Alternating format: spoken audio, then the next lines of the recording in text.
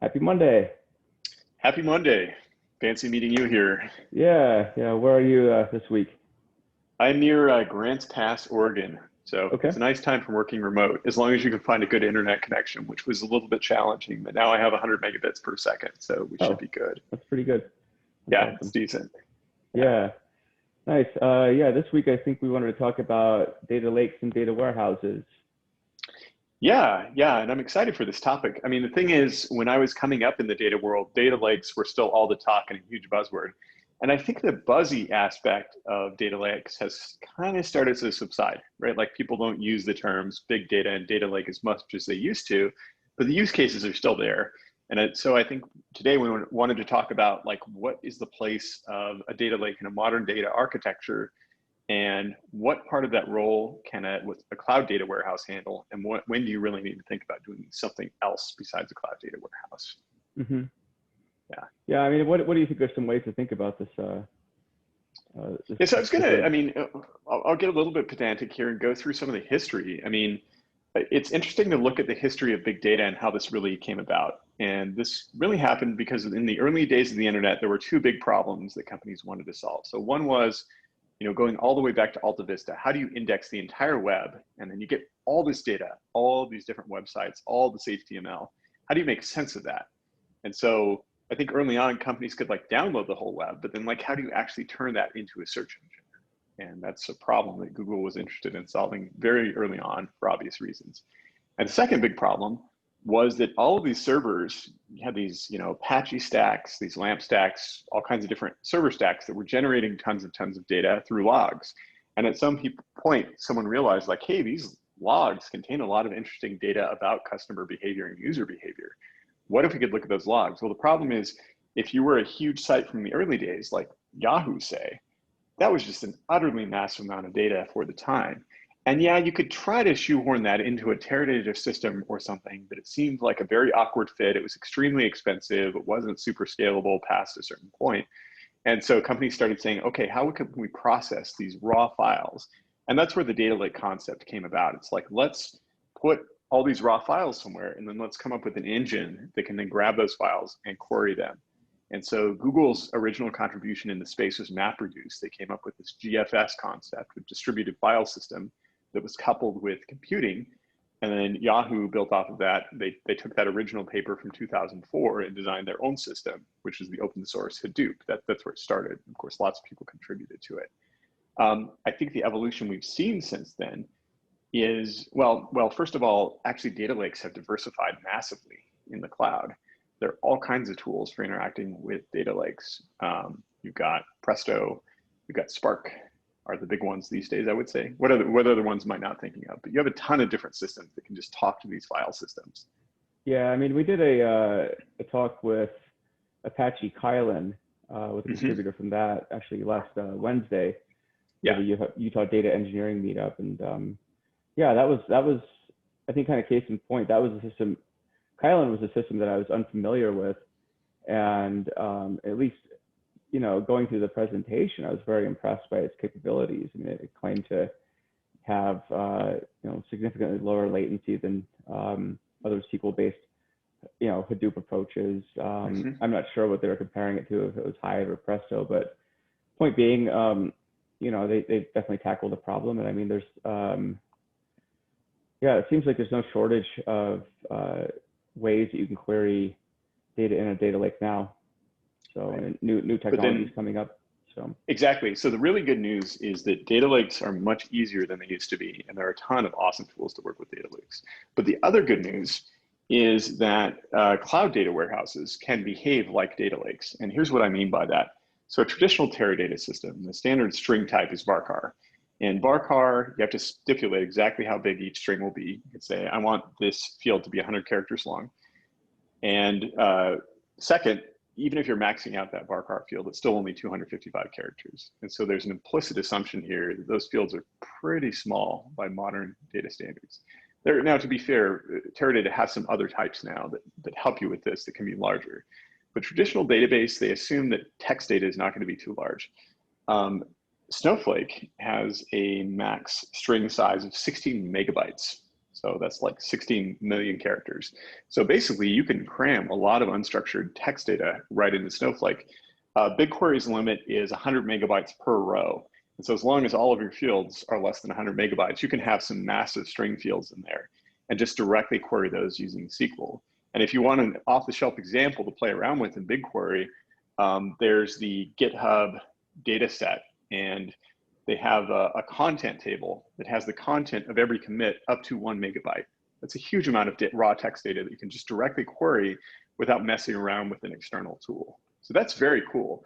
There's a lot of unstructured data work that can just be done right in SQL with the fairly powerful SQL semantics that allow you to mine this raw text data.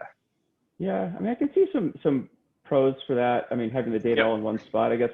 To me, there also seems to be some inefficiencies in a sense, right? Because it is, you are limited in space.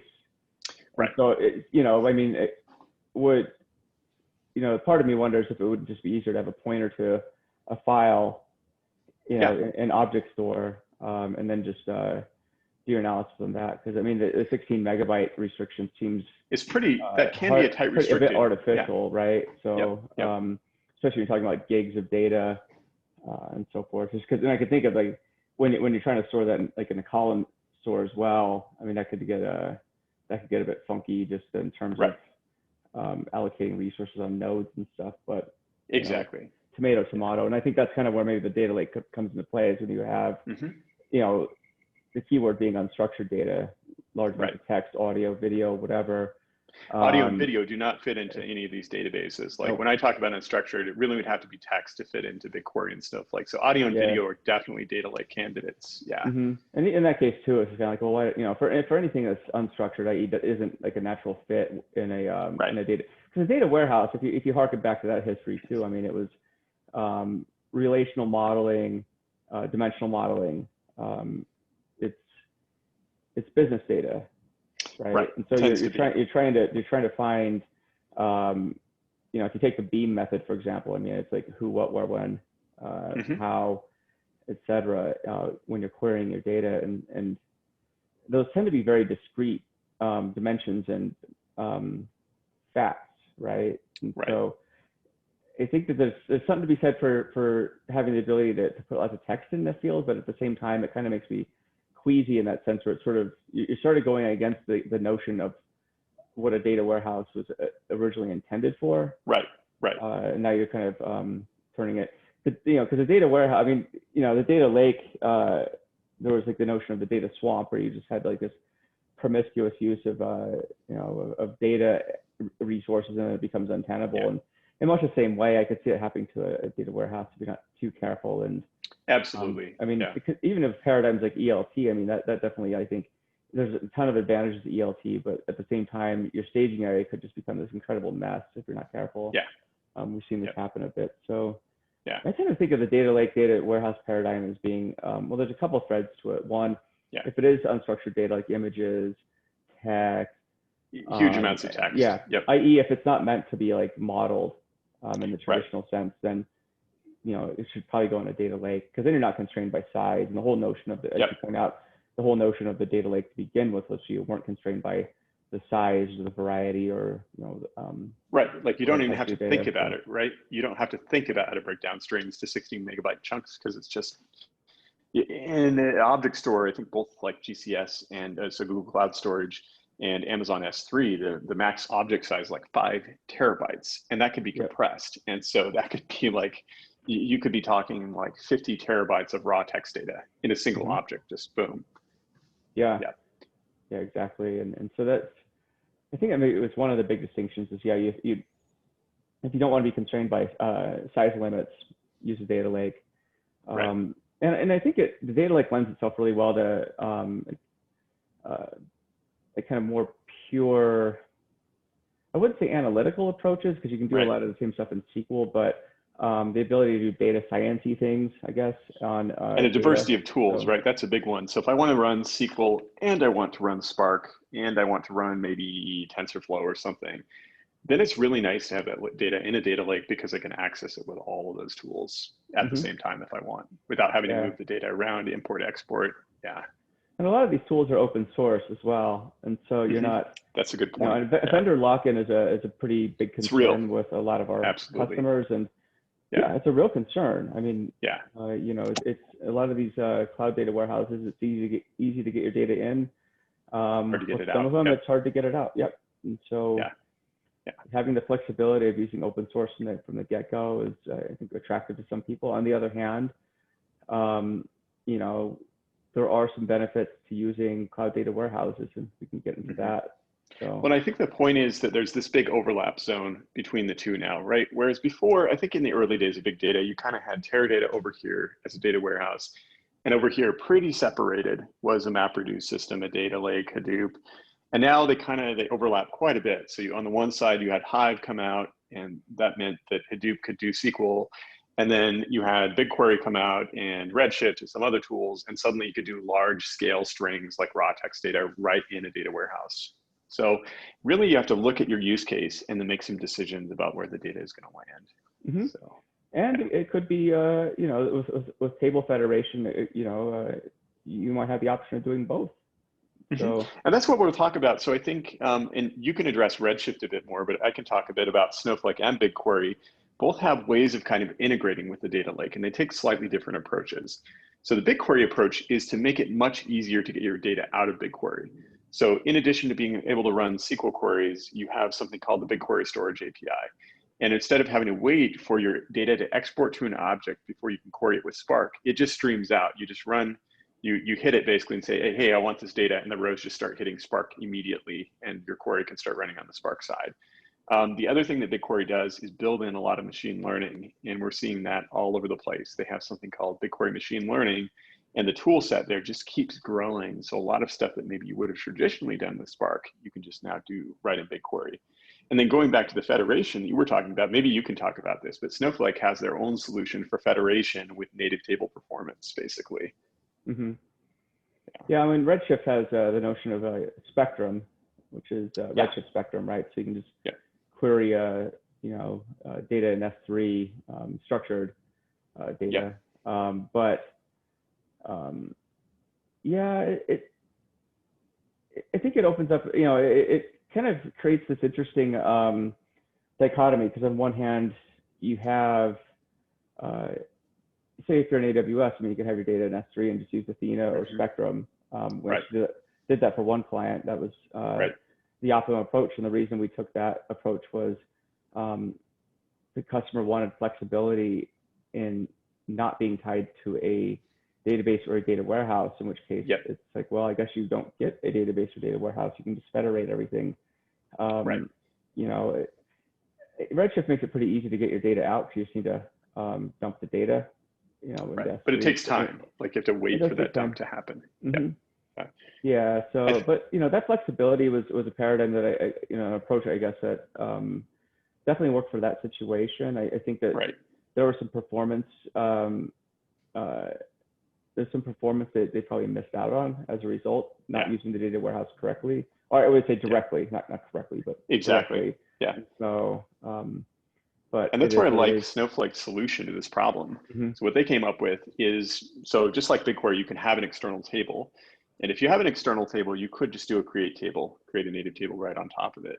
Well, what Snowflake supports is materialized views on top of external tables. So you define your external table, say, hey, this bucket contains this data with this schema. And then instead of just running a query to create a table, it will automatically refresh a materialized view in the background, so that basically you're getting native table performance on top of that data.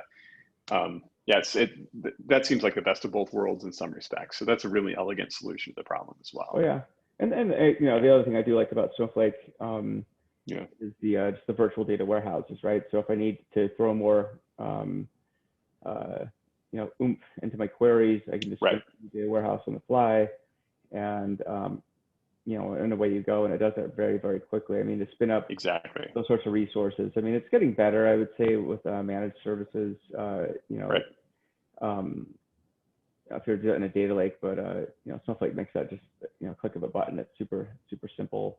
But yeah, and you know, and then you have Databricks and Delta Lake, and you know, and then Qubole and Hive Acid and so forth. I think everyone's trying to do this sort of interesting hybrid data lake, data warehouse model. Right. So yeah, so it's pretty And fascinating if to watch. anything, well, I would say data engineers these days, I mean, compared to like 10 years ago, there's just an embarrassment of riches, right? There's so many great tools, both in the cloud data warehouse space and in the pure data lake space, and they're fully managed. I mean, you can go into Kubel and just create a cluster. You have to set what tools you want, right? What version of Spark you want, so on and so forth. But it just spins up that cluster and it's good to go. And so the hard problem for data engineers these days is not so much like, oh, I've got to install the latest version of Cloudera if I'm in the cloud, but instead, which tool is the best for the job? And then how do I use a couple of different tools and integrate them appropriately, cost effectiveness, cost engineer, and those are the things you need to think about now. Yeah, I mean, what's a framework that we would suggest people think about the data lake or data warehouse decision? I think you need to sit down and define your problem, first of all. So what are you actually trying to do? What's your use case? Are you interested in running just traditional business queries on like account data? Are you interested in doing NLP? Is there overlap between those use cases? What is the cost structure going to look like? So in other words, how much am I going to spend on SaaS? So something like Kubel or BigQuery or Snowflake, and how much is my team going to cost to manage whatever assets I set up? And then the second thing I would advocate for is expertise. And by that, I mean that find some people who have used the tool a lot and who can tell you how to use it appropriately. Because I think what we see again and again is that companies say we'll migrate from an on-prem data warehouse to a cloud data warehouse, and the performance will suffer dramatically. And it turns out some minor query rewrites or changes in how they're doing things will give them a 10 times performance boost. And so you want to make sure that when you're doing a bake-off, you're not making some huge mistakes that like penalize the performance of some tools that you miss out on massive performance gains. Mm-hmm. I guess we're consultants and we're going to advocate for the value of consulting for that reason.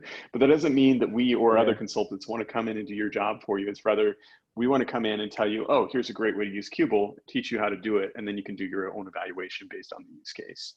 Yeah, I think testing things out after you define success criteria and needs, I think would probably be the best way. Right. Like you say, it's hard to find horrible tools out there these days. Right. I mean, I guess they all work extremely well. Yeah. Mm-hmm. Yeah, it really is. It's just, but the onus is on you then to really figure out, okay, so what are we trying to do? What's the budget that we can do these things in? And what's the business case? What's the value? Right. Yeah. Who do we have, et cetera, et cetera. I mean, I mean, it could be as, BigQuery is wonderful in the sense where it's super hands off. I mean, you just give it data and you go. Yeah. Yep. So no, you don't need DBAs to take care of BigQuery. Well, it's a different set of problems for DBAs, right? Like DBAs are going to think about schema management and partitioning, but they're not going to install software, and they're not even going to manage virtual data warehouses because there are none. They might like allocate slots and processing to different projects or something. But yeah, it's a new set of problems they're going to work on. Yeah, so I think it just depends on how hands-on you want to be as well, or if you wanted to, go the data lake route, then how hands-on do you want to be with that? Do you want to spin up your own cluster and manage it that way, or do you want to use a managed service, or or just use federation? I think there's again, I don't know if there's a right answer to any of this. It's just an answer that's going to be right for you. So that's just it. And I think we would probably tell most companies that they probably want both a cloud data warehouse for the core business use cases plus certain big data applications, because these data warehouses do scale up to big data. And then perhaps a data lake for some specialized use cases like NLP, for example. Well, I think an overlap between the two. It brings up a point though too, where you want to make sure that you're, whatever you're using, whether it's a data lake or a data warehouse, that any downstream tools can plug in. So if you have BI, I mean, does it work with the data lake or data warehouse that you're using, or if you're doing data science, does whatever tool you're using, does that fit in as well? So I mean, that's definitely something you want to consider before you make the investment. Once that thing's data lake or data warehouse, I mean, you got to start retrofitting everything. And also, I would say that the same thing applies to the source data. Are you able to get data in? Which is one of the biggest problems we see. Yeah, we had one customer have. I'm not going to get into too many details, but there's certain challenges with ingesting data using one paradigm, and that paradigm didn't exactly, out of the box fit with the solution they had decided to go with. So it requires some retrofitting. It can be done, but you might, if there are ways to make your life easier up front, you might want to consider how you do that. So yeah. Well, awesome. We solved all the world's problems in data lakes and data warehouses today. So very impressed. I mean, really, we've just introduced a lot of problems, right? Yeah.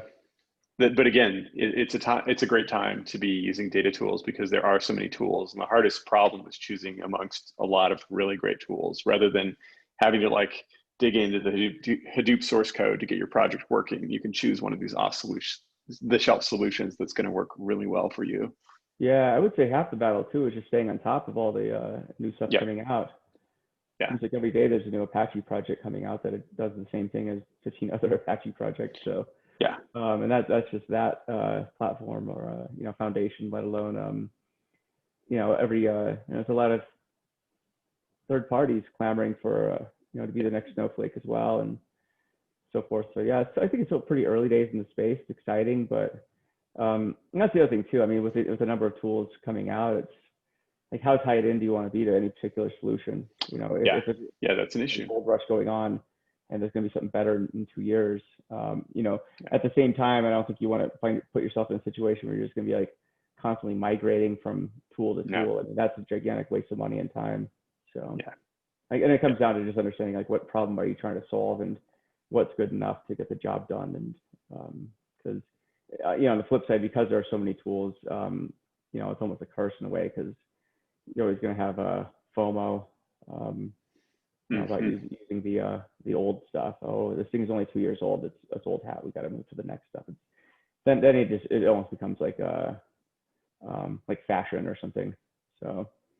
Yeah, it's funny too, because often we see companies adopt really fashionable, trendy tools that don't actually fit their use case that well. They adopt it because it's cool.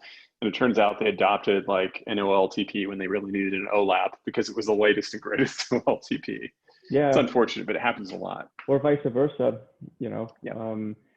So yeah, just know your tools, know your problem, and I think the rest will take care of itself.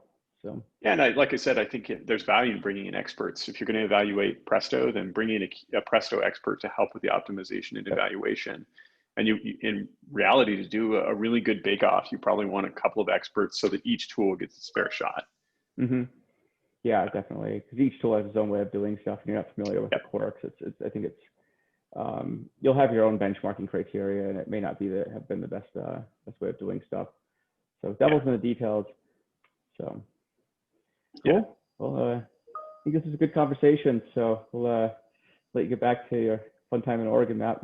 So fantastic. Yeah, I'm just going to be working here for a while. So yeah, this is one other comment on the data lake versus data warehouse thing. I mean, if you watch what's happened over the last 10 years, I'm really excited to see the next 10 years. And I can't predict what's going to happen, but I just know there's going to be a lot of really cool stuff coming down the pipe that makes our current tools look like toys, So that's what always happens. Data rivers, which we haven't talked about either. So I think that's let's talk one of these weeks about I would call it like a hybrid Lambda architecture. I would say most of these systems are like a hybrid Lambda architecture, meaning that there's a Lambda architecture that's hidden and automated for you so that they can handle real-time and batch. And let's talk about, streams and batch combined and some of these other paradigms. Yeah, it's definitely the next wave. I mean, batch is great, but if you can do everything with streams, and like, why wouldn't you just do it in streams? It makes no sense to me, but we'll talk about that soon. So awesome. All right, sounds good. All right. Happy Monday. All right. Take care. Talk to you.